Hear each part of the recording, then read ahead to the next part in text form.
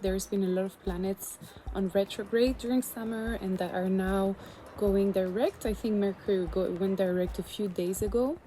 So I think that there's going to be a lot of things moving forward, and that's what we also see in your reading. First card is Ace of Cups. Second card is Knight of Swords. Third card is Knight of Pentacles. And the card that you got under your deck is the Five of Pentacles. So the Ace of Cups, the aces are potential and abundance, like in initial energy and potential energy. And they're also, in the case of Ace, this is the symbol of the temple of love. This is also the symbol of the ultimate goal as a human being that feels completely immersed in the energy of love is to pour this love into creation, into the world. And there is this generosity. There is this idea that we are not here to hold our blessings for us. There is this, we see the water pouring out of the temple, and this is the meaning of this is that we are destined, that we're meant to pour this love into the world and to share it.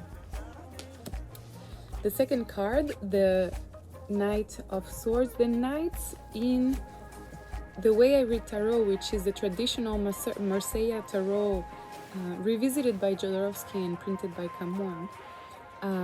The knight is in the order of the figures. Is we first have the page, then we have the queen, then we have the king, and then we have the knight. And so the knight will carry the energy of the color, cups, swords, wands, and pentacles. Will carry this energy into the next element. Will carry this as a message, as it has the quality of moving forward. And so the Knight of Swords often is a messenger. So it can be taking the energy from the Ace of Wands, looking at the Ace of Wands, there is a formulation of that message, and then we have the Knight of Pentacles. And the Knight of Pentacles is the beginning of a creative enterprise. It can be a business too, but really the pentacle is floating and he's holding a wand, even if he's the Knight of Pentacles. So this means that this is fundamentally a creative enterprise, even if it has this quality of physicality and worldly that the pentacle gives. So there is an enterprise in the world. This is confirmed by the card that is under the deck, and I feel that there is really this energy, especially starting with the Ace of Cups. There is this energy that you have been putting energy into a foundation. There's been a stability. There's been really like kind of tending to something that you really care about, and now there is this this new idea in this, because the five is always like a new idea, like a new question, a new temptation sometimes. And here the question rises from the Four of Pentacles.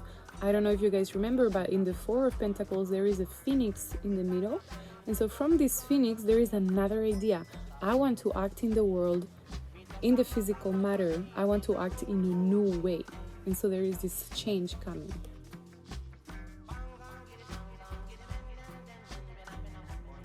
The next question was, will I find love this year? So I want to say that while I was shuffling the cards, the card flew out of the deck, and that was the Devil card. And the Devil card is often related to attachment, codependency, kind of repetitive obsessive patterns. So it's always calling for some shadow work. First card that came up is the Devil. So you can see in this card that they are tied into something. So it's very probable that right now you feel kind of tied into a condition, that you don't feel free, you feel a bit discouraged. You might have the temptation to kind of force through something, kind of force things. And the last card is the Fool. And so the Fool, a lot of times, especially when it's in the end of the reading, the advice for the consultant is to actually have a release of energy. So you want to let go, you want to demagnetize, and you want to demagnetize the energies that are there that make you feel tied to this kind of lower trains of thoughts.